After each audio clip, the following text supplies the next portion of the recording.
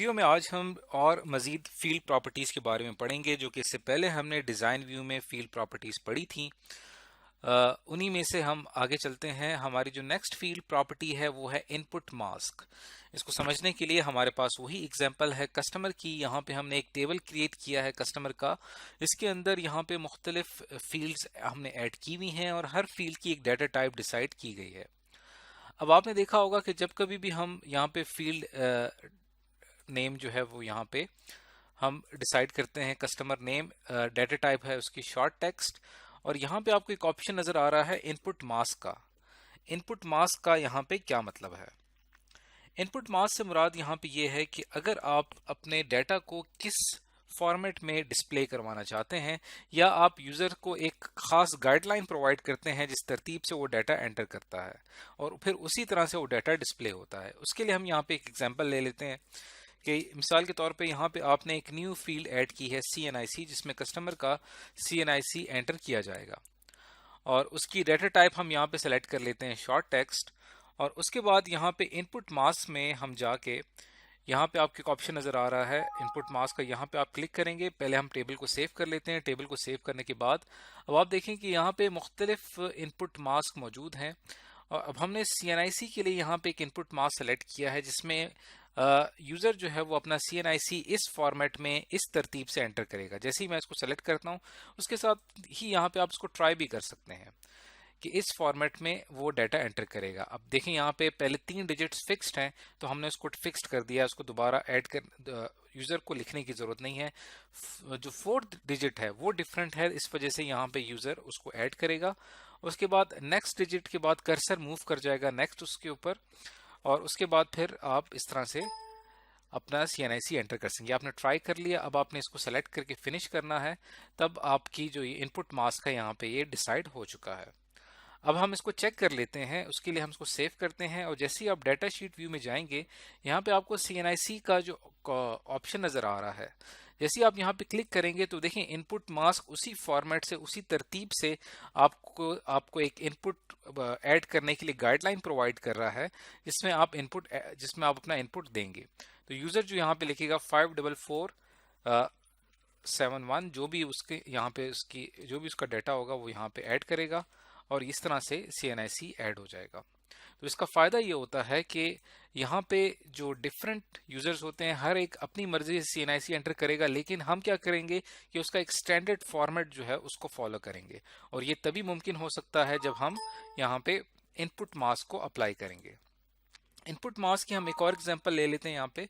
और सपोज यहाँ पे हम कस्टमर को एक पासवर्ड असाइन करते हैं जिसमें हम उसका पासवर्ड एंटर करेंगे, और उस पासवर्ड के लिए हम यहाँ पे डाटा टाइप सेलेक्ट कर लेते हैं शॉर्ट टेक्स्ट। इसका इनपुट मास्क यहाँ पे मैं डिसाइड करता हूँ और ये हमने टेबल को यहाँ पे सेव कर लिया, और यहाँ पे पासवर्ड हमने यहाँ पे इसका रखना है इस फॉर्मेट में आना चाहिए, तो उसको यहाँ पे मैं सेलेक्ट करूँगा।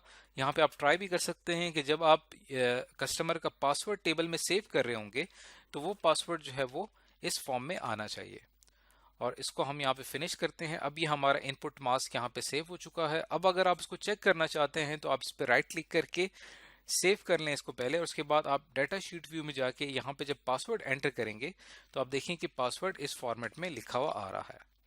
तो इस तरह से इनपुट मास्क की मदद से हम डाटा जो है वो एक खास तरतीब में एंटर कर सकते हैं।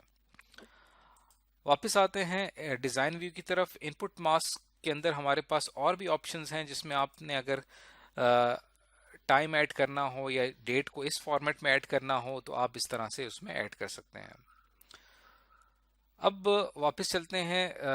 हमारी जो नेक्स्ट फील्ड प्रॉपर्टी है, यहाँ तक हम इससे पहले पढ़ चुके हैं। Field size, format, input mask अभी हमने कंप्लीट किया।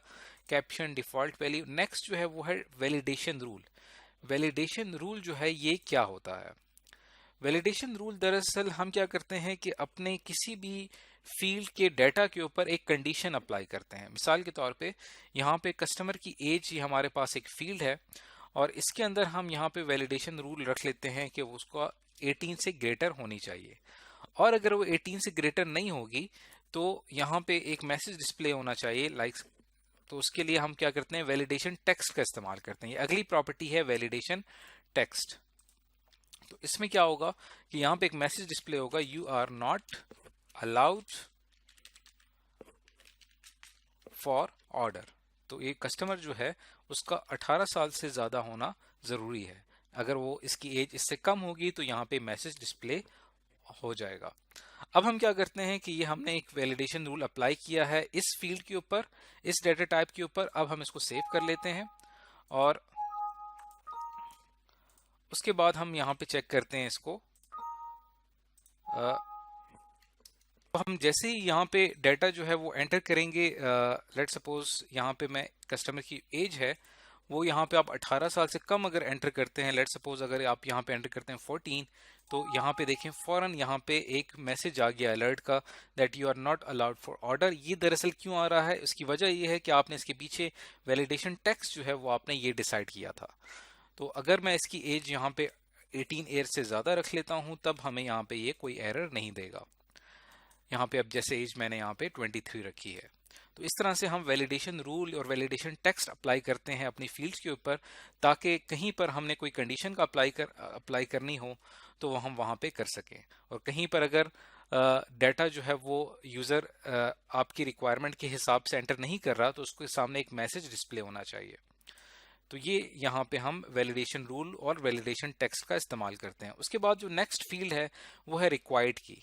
रिक्वायर्ड में हम क्या करते हैं, यहाँ पे आमतौर पे जो रिक्वायर्ड की फील्ड है वो नो होती है, लेकिन अगर आप इसको रिक्वायर्ड को यस कर देते हैं इसका मतलब ये हुआ कि आपके लिए ये लाजमी होगा कि आपने जो है वो इस फील्ड का डाटा एंटर करना आपके लिए लाजमी होगा। अब चूंकि अब मैंने यहाँ पे कस्टमर एज सेलेक्ट की हुई है, इसकी जो डाटा टाइप है वो शॉर्ट टेक्स्ट सेलेक्ट की है और यहाँ पे मैंने रिक्वायर्ड से इसको कर दिया है यस। तो अब जब मैं जाके इसको पहले सेव कर लेते हैं और हमारे लिए यहाँ पे कस्टमर एज ऐड करना वो लाजमी हो जाएगा। अगर हम कस्टमर एज रिकॉर्ड में एंटर नहीं करेंगे तो ये हमें एरर देगा। इसको चेक करने के लिए हम यहाँ पे इसको डाटा शीट व्यू में जब जाते हैं तो यहाँ पे देखें कस्टमर एज हमने यहाँ पे ऐड की हुई है। उसके बाद एक न्यू कस्टमर का आप यहाँ पे डाटा ऐड करते हैं तो उसकी कस्टमर आईडी ऑटोमेटिकली 5 हो जाएगी क्योंकि हमने उसका जो डाटा टाइप थी वो ऑटो नंबर रखा हुआ था। कस्टमर नेम जो है वो हमने यहाँ पे लेट सपोज रख लेते हैं यहाँ पे XYZ। और उसके बाद अगर मैं यहाँ पे इसका कस्टमर एज एंटर नहीं करता और मैं इसको सेव करता हूँ तो फौरन यहाँ पे एरर आ रहा है कि आपने फौरन यहाँ पे कस्टमर एज एंटर करनी है। यानी कस्टमर एज लाजमी आप एंटर करेंगे तब जाके आपका टेबल सेव होगा। इसके अलावा अगर मैं यहाँ से डिज़ाइन व्यू में जाना चाहता हूँ तो मैं नहीं जा सकूंगा जब तक मैं यहाँ पे इस कस्टमर का एज एंटर ना कर दूं। तो यहाँ पे मैं इस कस्टमर की एज एंटर कर देता हूँ, लेट सपोज 34। तो अब यहाँ पे हमें कोई एरर नहीं होगा। आपने देखा कि बाकी जो फील्ड्स थी वो बेशक खाली थी, उसके ऊपर उसने हमें कोई एरर नहीं दिया, लेकिन यहाँ पे वो बार बार हमें मैसेज दे रहा है कि आपने कस्टमर एज लाजमी एंटर करनी है। उसकी वजह क्या है, उसकी वजह ये है कि हमने यहाँ पे इसकी जो फील्ड थी रिक्वायर्ड को वो हमने यस किया हुआ है। तो ये जो रिक्वायर्ड की फील्ड थी ये आज हमने इसके बारे में पढ़ा। तो ये कुछ फील्ड प्रॉपर्टीज थी जो इस वीडियो में आज हमने समझी। इससे पहले भी हम कुछ फील्ड प्रॉपर्टीज पढ़ चुके हैं। इसकी आने वाली जो वीडियो होगी उसमें जो बाकी फील्ड प्रॉपर्टीज हमारी रह गई हैं वो हम इसके बाद की वीडियोस में पढ़ेंगे।